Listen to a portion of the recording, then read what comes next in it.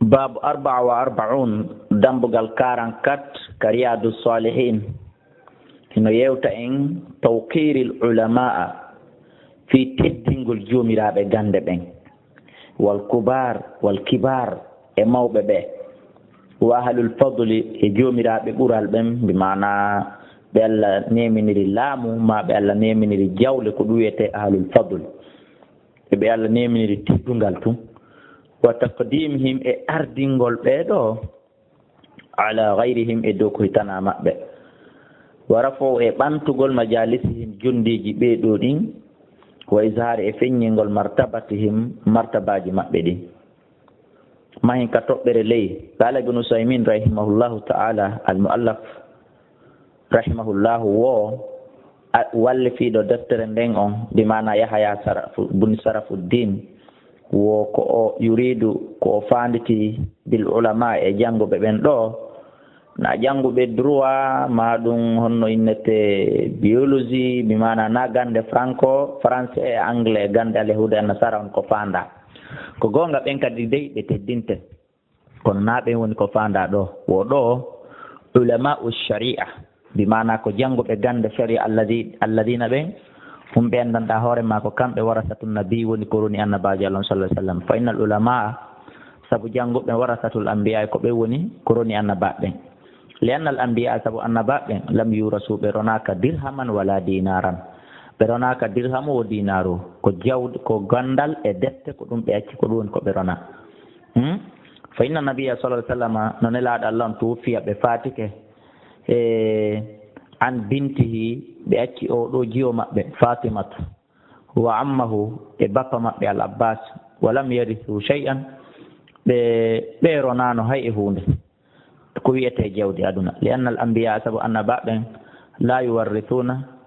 be ronata inna ma warrathu ande ko be ronete al ilmu ko wiyete ko ganda fal ilmu jangugol shari'ati Allah sharia Allah faman akhadha bil ilm kala jibiti dongal gandal don alego kala hebo dongal gandal don akhada bi hazzin hare o hebi gebal wafirin timmungal min mirati ulama imorde e ndundi joomiraabe gande ben yiltito ben kadambugal qala Allah ta'ala allati do don dali bullandi be haliya sawi eske hino fota alladina ben ya'lamuna walladina la ya'lamun be fotata inma yatadhakkaru ulul albab وعن أبي مسعود عقبة بن عامر البدري كبدري ينكجني الأنصاري كأنصاري ينكج رضي الله عنه وقال قال رسول الله صلى الله عليه وسلم يا أم القوم هي سيم بن تنبندري كن يعلم به أقرأهم لكتاب الله ɓurɗo ɓe janngude deftere Allah nde wo foti ko on ɓuri tampude e maɓɓe foti ko on ɓuri hettade e maɓɓe foti ko on woni lamɗo on foti ko on woni laamaɗo on foti ko on ɓuri fanɗude duuɓi foti ko on ɓuri towde duuɓi foti ko on adi sincude nokkure nden foti ko kanko sakkiti hewtude e nokkure nden ko ndaarete ko ɓurɗo anndude deftere Allah nden wo haray yo on ɗon almoɓe ɗum yo fof faama oɗo hadis surtout ko wiyete kon ligue islamique guinéen on haray ɓe faama o hadis ɓe applique o ɓe andita he ne laaɗo Allah sallallahu alaihi wasallam maake kullukum ra'in wa kullukum mas'ulun an ra'iyatihi goto kala ko aynina ɗum awa kamɓe waɗaɓe ministre kamɓe waɗaɓe ligue responsable ligue islamique guinéen kamɓe halfina fi dina kan halfina fi juulirɗe ɗen fa in kanu so ɓe laatike fil qira'ati e jangin o sawa an heɓe fota fa alamuhum haray ko ɓurɗo ɓe jangude ɓurɗo ɓe andude bi sunnati sunna o fen kanu so ɓe laatike fi sunnati ka sunna kadi sawa an fagadamum haray ko ɓurɗo ɓe adade hijira tan ferugol iwa makka ara madina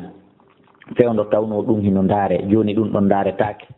fa in kanu so ɓe laatike fil hijrati ka fergu sawan ɓe fota fagadamhum sinnan haray ko ɓurɗo ɓe duuɓi o bi mana ndaare noon hande kadi hecci tawni ɓe foti famude alquran ɓe foti famude sunna joni en acca e ɗon fergu ɓay ɗum ɗon ala ɗo joni haray ndaara noon on say heccuɗo ɓe o wala ya ummanna arrajulu wota gorko almodey arrajula gorko fi sultani e laamu makko ngo wota goɗɗo artami abdoullahi ka laamiɗo laami ka quartier ɗo mamiɗo laami e o pays ɗo mamiɗo laami e nde juulirde ɗo fii tun hiɗa ɓurila gandal wubba feƴƴa ka laamateri an a accami feƴƴini wala yaqudu fi beyti woto ari kadi o jooɗo ka suudu makko ala takrimati hore teddule makko ɗen illa beedeni sona e ɗuma e makko ko wano noon kadi ta arnata ka salon am feƴƴa jooɗoɗa ka danki ma e fotayre nde mi waɗi nde khasatan fi am accu wona kam wernuma ɗum rawahu muslim wa fi riwayatillah naari e filla e makko fa aqdamuhum koyo ndaare adiiɗo ɓe silman silmude badalan sinna ka wattitirgol ndaaregol duuɓi ɗin e riwaya goo na fa aqdamuhum sinnan ko fa aqdamuhum silman ko adiiɗo ɓe silmude o donc ɗon kadi ndaaratake jooni ɓayi e yurmede Allah jooni en fof hiɗen jibineede ka diina haray toujours adiiɗo ɓe ferde e adiiɗo ɓe silmude hannde no lunti ɗum ɗon adiiɗo ɓe jibineede o imana adiiɗo heccude o allahumma si wona kadi ɗen anndi no woodi wonɓe silmude naata ka diina haray dartugol ngol hella ka silmugol ngol no lutti ka ndaarirte ay islaman adiiɗo ɓe silmude wa fi riwayatin no ari e fillaye ka nelaaɗo make ya ummul qawma yo almo yimɓe ɓen aqra'uhum ɓurɗo ɓe janngude woli kitabillah wa aqdamuhum e ɓurɗo ɓe adade wo qira'atan ka jangi fa in kanat si laatike qira'atuhum jangi maɓɓe on sawa'an fa ya ummuhum yo almoɓe aqdamuhum adiiɗo ɓe on hijira tan fergol iwa makka ara madina fa in kanu si ɓe laatike fil hijrati ka fergu kadi sawa'an fal ya ummuhum yo almoɓe akbaruhum sinnan ɓurɗuɓe duuɓi o so yii fi imamu yagal no haɓede no piirede no puuɗodirede e juulirɗe ko angal gollitirgol constitution mo nelaaɗo Allah sallallahu alaihi wasallam waɗuno on sifati diina kam fop ila ka fuɗɗi haa ka hatti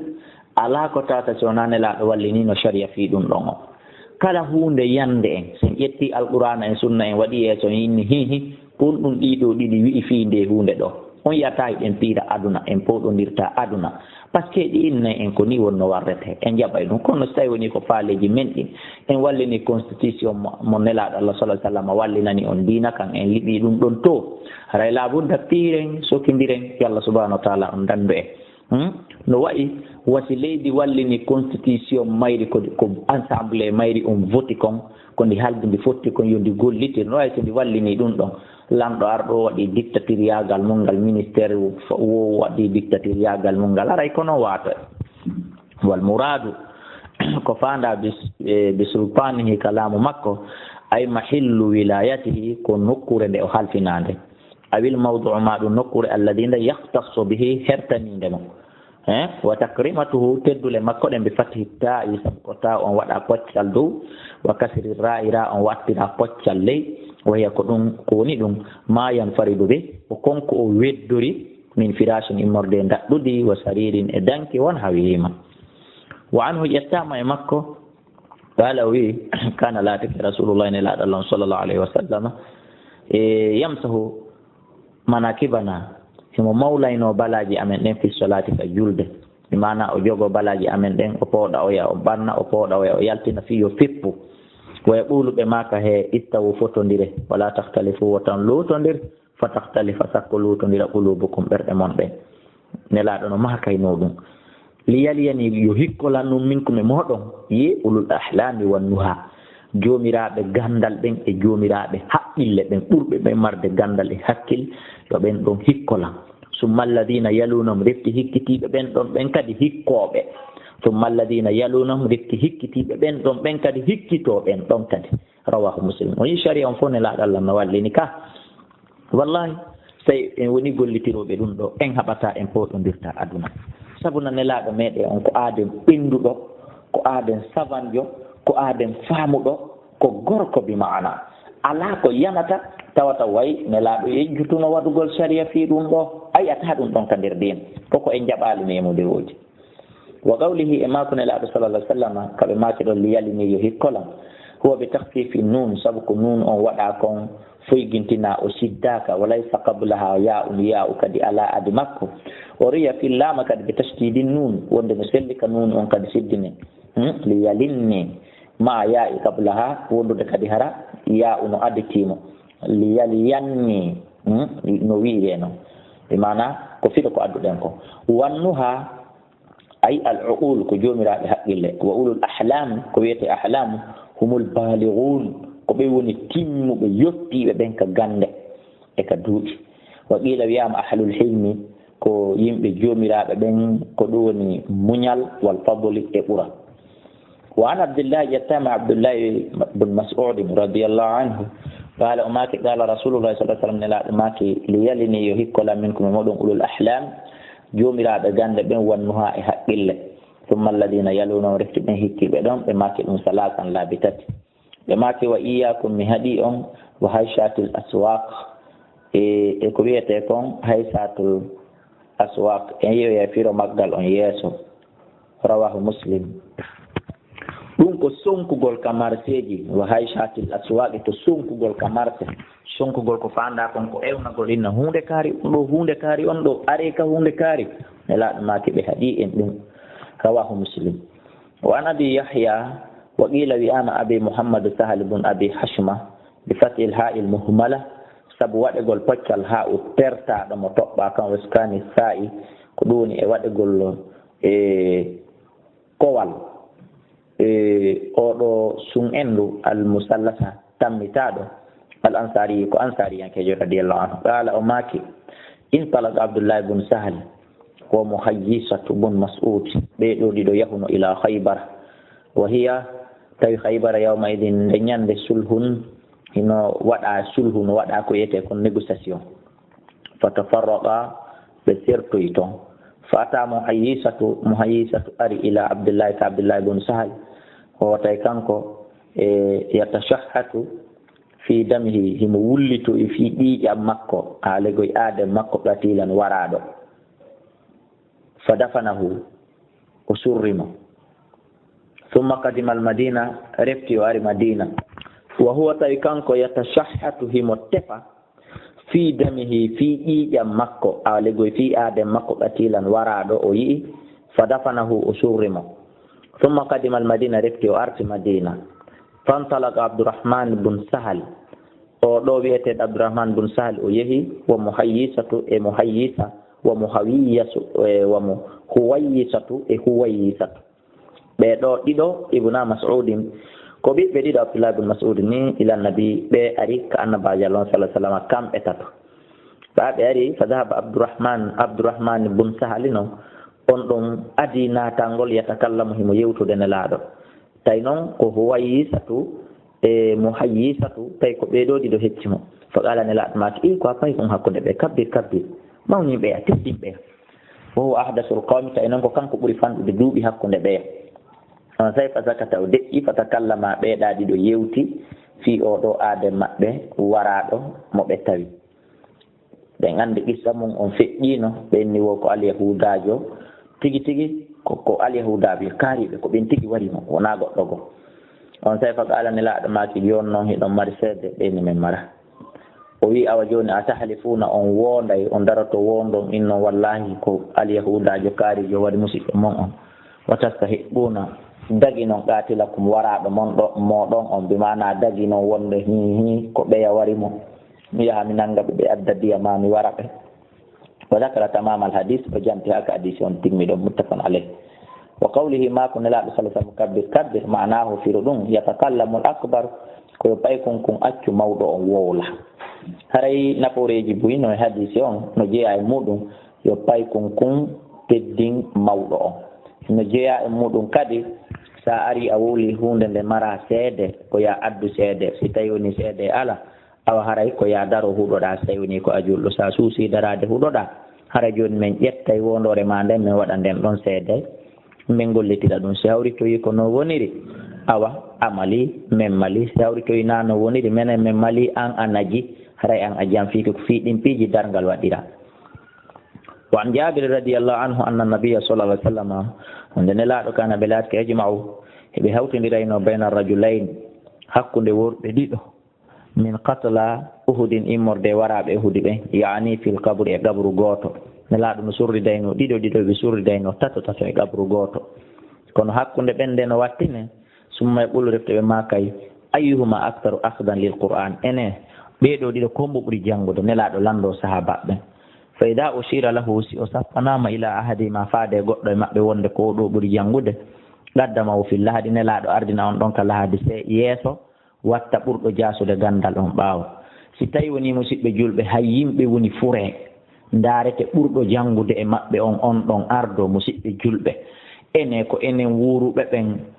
anduɓe meɗen ɓen waɗete ɓaawo ɓe anda ɓen ardo musidɓe julɓe. Haray kon ɗum haɗata leydi ndin bona, haray kon ɗum haɗata diina kam bona, kon ɗum haɗata teddule meɗen ɗen bona, haray ala. Ndaare Nelaaɗo hay fureeji ɗin ɓe suɓay ɓurɗo jangude ɓe ardina on ɗon. Naafere makko wiyete kon wuruɓen. Enen wuruɓen haqqeji ɗin hino buga a taway ɓurɓe jangude ɓen no fera ɓaawo to. Watten yiili e ɗum rawahu al-Bukhari. Wa an ibn Umar, ƴettama Abdullah ibn Umar radiyallahu anhuma anna nabiyya wonde annabajo Allah sallallahu alayhi wa sallam qala ɓe maki arani fil manam, mi hoyɗi ka ɗoygol, mi yii ka ɗoygol atasawwaku bisiwakin, miɗo gosora gosordu. Fa ja'ani rajulani, worɓe ɗiɗo arilan, ahaduma akbaru min al akhar, tawi noon ko oya ɓuri mawnude oya no hecci oya. Fa nawaltu siwaka al asghar, mi ƴetti gosordu tosoko on. Fa qila li awa mi wi'anaka koyɗo kabbir, mawni. Fa dafa'tuhu, mi jonni gosordu ndun ilal akbari, faade ɓurɗo mawnude on min huma e maɓɓe kamɓe ɗiɗo. Rawahu Muslim e musnadan tugorde nden e tugorde. Wal Bukhari, Imam Bukhari kadi no fillimo ta'liqan yowaɗo, bi mana Imam Muslim hino fillimo musnadan tuugimo, Bukhari kadi no fillimo ta'liqan yowimo. Wa an Abi Musa radiyallahu anhu, yettama Abi Musa qala umaki qala Rasulullah sallallahu alaihi wasallam, nelaɗo maki inna min ijlalillahi ta'ala, ande no jeeya e teddingol Allah tedduɗo towɗo mawninamo, hulamo, ɗoftomo, ikrama bi shayba, teddingol jomiraɗo ɓuri, mana teddingol mawɗo, al muslimi hara noon ko julɗo wona mawɗo o mawɗo. Wa hamilil qur'an, e teddingol rondiɗo alqur'ana, foti ko tartiɗo on, woni ko hunji, foti ko firo mayre on e ma'ana mayre on woni ko hunji, sabu faame ɓeɗo ɗiɗo kala ko hunjiɓe alqur'an. Hunjiɗo ƴiye ɗen ila alif lam mim ha minal jinnati wan nasi, o faljata nokku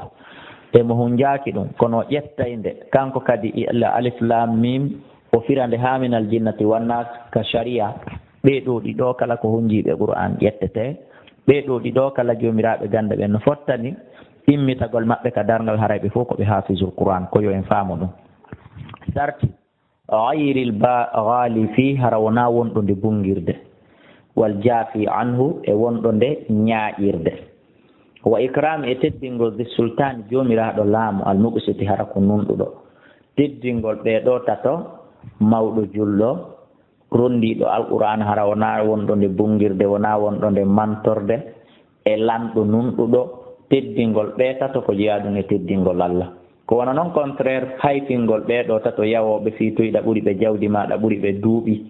maɗa, ɓuri ɓe laamu yawoɗaɓe, haray ɗum ɗon kadi ko noon woni ko jeeyaɗum e yawagol Allah e haytingol Allah subhanahu wa ta'ala, teddungal maɗum. Ɓe tato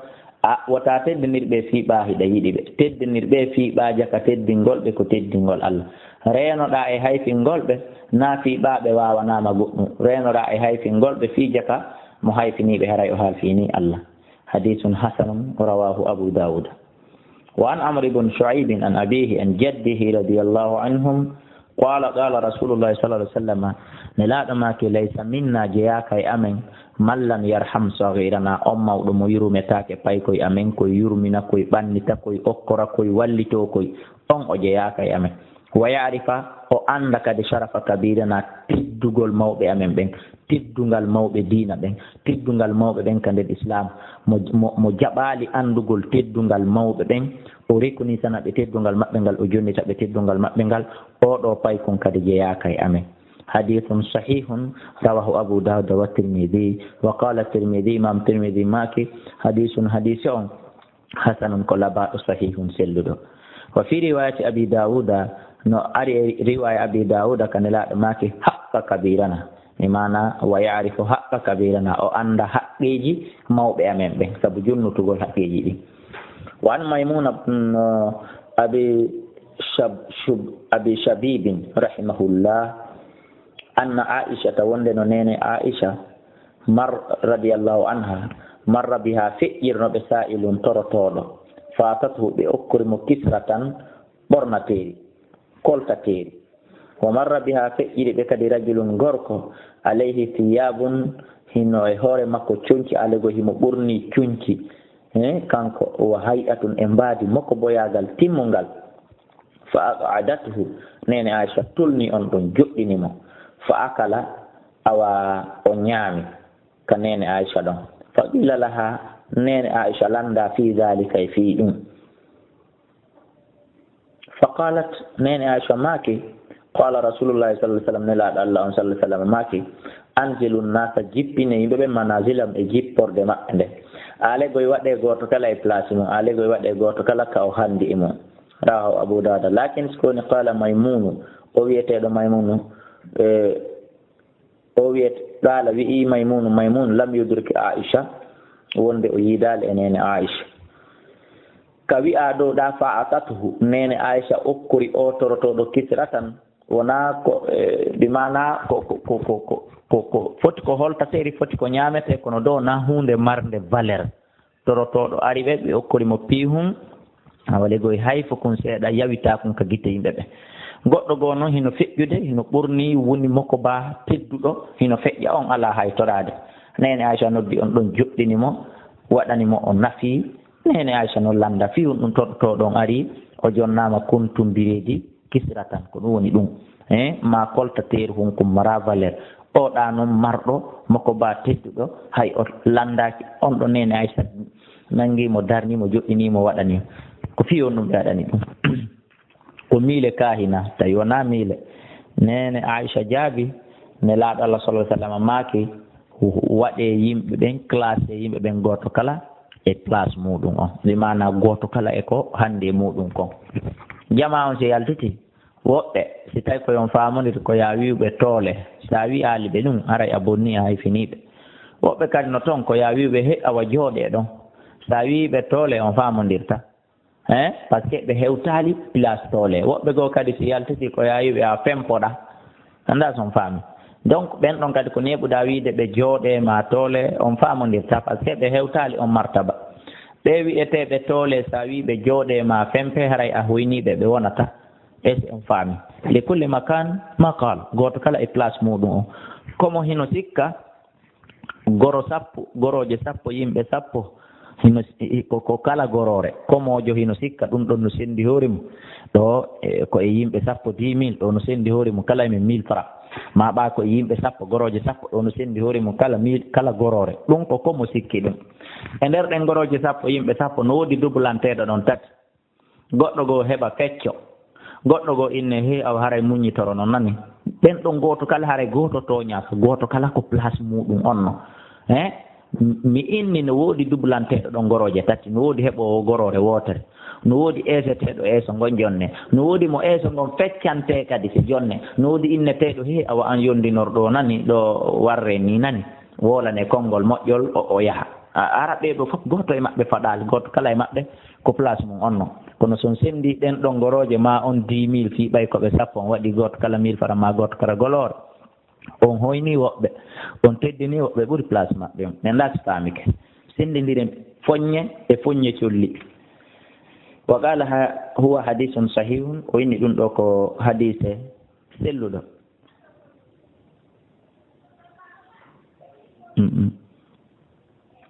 wa qad zakarahu Muslim gomɗima Muslim no filli o hadise fi awwali sahihihi ka arande sellude makko ta'liqan hadisi on ko wengaɗo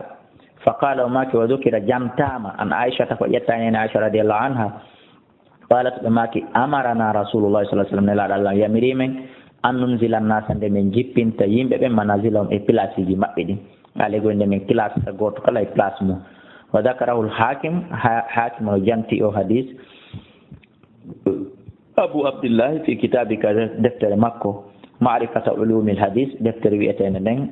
e ma'rifatu andirande ulumil hadis wa qala wi huwa hadithun sahihun wa ibn Abbas radiyallahu anhuma qala wi qadima Uyaynatu bun Husayn o ɗo o arno fa nazala o weeri ala ibni akhihi ka ɓiɗɗo nene goto makko al-Hurri bun Qais wi'eteɗo ni wa kana latino minan nafar ko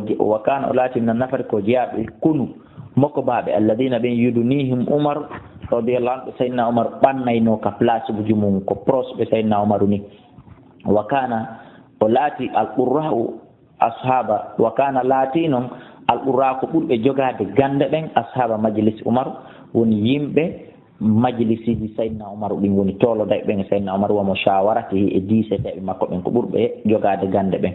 ko huulan ƴoƴuɓe kanuɓe laati aw subbanan ma ko sukaɓe taw tun ko jomiraɗo gandal ko ɓe wonno conseil ɓe sayyidina Umar ɓen ko ɓe wonno joɗode bras droit makko ɓen ɓurɓe gande ɓen foti noon ko mawɓe foti ko sukaɓe fa qala Uyaynatu libni akhihi on say Uyayna innani ɓiɗɗo neno goto mum yabuna akhi koye ɓiɗɗo neno goto an laka wajhun hino wodanma bange inda hada al amir e jungo o amir bimana est ce que hiɗa mari considération est ce que o himo watti yiile maayi mo considirma si tawi ɗum no toon haray fasta adin li alayhi duŋinano lanka makko bimana waɗanan audience mi naata so tawi woni hiɗa mari considération e jungo makko fasta adana la on sumati kanko weeraɗo ka mum on o yehi o duŋinano yi ko ɗum woni bappa makko fiyo on naatuka sayyidina Umar fa adana lahu Umar sayyidina Umar radiyallahu anhu yanani mo lamma dakala ɓawo naati qala o wi'i hay yabuna al-Khattab koyo ɓiɗɗo Khattabi fa wallahi mi wondiri Allah ma tu'tina al-jazla a jonnali men geɓe ɗen a jonnali men geɓe ɗen wala tahkum fina bil adl a ñaawirali hakkunde amen no nunɗiri few a jonnitali men haqqeji amen ɗin a nunɗali oɗo ɓa o waɗama audience o naati directement ko ɗum o inni sayyidina Umar fa ghadiba Umar radiyallahu anhu sayyidina Umar tikki moni moƴƴa hatta hamma ha o eɓɓi an yuqi'a bihi nde o yanata e makko kono fa qala lahu hurru wiyani sayyidina Umar ya amira al-mu'minin inna allaha ta'ala an balla teduto ɗon qala o dalani li nabiyihi annabajo makko on sallallahu alaihi wasallam khudil afwa jogo yaafuye daiman jogo yaafafuye e jungo majjayɓe ɓen jaggita tooña oño e hoore ma wa'mur yamira bil urf ko moƴƴi waaride ɗurnoɗa anil jahilin gaye majjuɓe ɓen wa inna hada sayyidina Umaru anduno o arɗo wowluma ɗi haalaji ɗo o minal jahilin o ko jeeyaɗo e majjuɓe ni wallahi ma jawasaha Umaru sayyidina Umaru buusano ɗon yawtano ɗon eɓɓano waɗugol feere nde eɓɓuno nde hina talaha alayhi tumande o aya ɗo janggano e hoore makko wa kana o laati waqqafan ko hewɗo daragol inde kitabillahi taala nokku e keerol ka deftere Allah nde keerini ɗon o feƴƴatano ɗo rawa al-Bukhari bi mana ɗum ɗo ko andingol en lamɗo on ko duwa ɓannude takko makko ma ɗum imamu on ko duwa ɓannude takko makko ma ɗum mawɗo on ko duwa ɓannude takko makko ko joomiraɓe gande ɓen masalan si tawi no na joomiraɗo gandal wonno oɗo jooɗiɗo takko sayyidina Umaru wi'eteɗo hurru tawno o ko majjuɗo ko ɓanniraɗo tum fiiɓay o wallitino sayyidina Umaru adi sayyidina Umaru laamade ma fiiɓay o votanno sayyidina Umaru ma fiiɓay ko ɓe leñol tawi ko ɗum no o wubbayno kanko tigi aɗotono yanude e oɗa o wallito sayyidina Umaru ha ɓe jaggita e hoore oɗa kono tawno ko joomiraɗo gandal o terti o bewɗoɗa majjuɗoɗa o ari o yani e sayyidina Umaru anduɗo o masibo ngon daɗi hande kadi masibo waɗali rawahu al-Bukhari wa an abi Sa'id Samurata bun Jundub radiyallahu anhu qala wi laqad kuntu gomɗimi laatiki ala ahdi rasulillahi jamanu nelaɗo sallallahu alaihi wasallam hari gulaman komi paykun komi suka fa kuntum laati ahfazu anhu miɗo hunjotono e gaye makko kanko nelaɗo miɗo remarkayno miɗo manditotono fama yamna'uni haɗatano lan min al-qawli immorde konguɗi ɗin illa anna ha huna si wona hara hino hellaɗa rijalan worɓe hum asannu minni ta ko ɓen ɓuri lan heccude duuɓi ko ɓen ɓuri lan towude duuɓi ko ɗum haɗaynolan ɓattagol nelaɗo ha hiɓɓo muttafaqun alayhi ko andingol toujours hari himo accanno heccuɓe mo ɓen hima wa an Anas yettama Anas radiyallahu anhu qala wi qala rasulullah sallallahu alaihi wasallam nelaɗo maaki ma akrama shabun suka teddinali paykun teddinali shaykhan mawɗo ha hande li sinnihi sabu duuɓi ɗin paykun teddinirali mawɗo sabu duuɓi ko mawɗo on heccimo kon illa qayyada Allahu lahu si wona Allah jolkidiray e makko kanko paykun kon man yukrimuhu on mono teddinamo kanko kadi inda sinnihi tuma nde o heɓoy duuɓi kanko kadi on nawi sabu ko teddinno kon oya mawɗo ka o wonno ɗon kanko kadi suka rawahu Tirmidhi wa qala wi hadithun gharibun wonde de o hadise ɗo ko koɗo bimana wona anndaɗo moƴƴa kono le hadise on ko selluɗo ken haray ko ɗo babu 44 dambugal 54 ɓangal on ko lanni yiltoɗen rewtoɗen ɗum ɗo kadi kala ko faaminaki toujours dey min miɗo gantino e jungo mon wona jogagol gandal naadi on tigi ɗum ko yiɗugol e musidɓe an julɓe ɓen naftoran fiyo mi wonu aala mo on fiyo mi wonu kurkadu mon fiyo mi wonu gollanɗo on e yo Allah yi'anan mi etike sabi mbingol yo diina makko kan tiiɗu yoka saaketa yoka marsu hayso mi waawali kono yi'analan anniye ɗum ɗon kala falji ko yiwɗon ton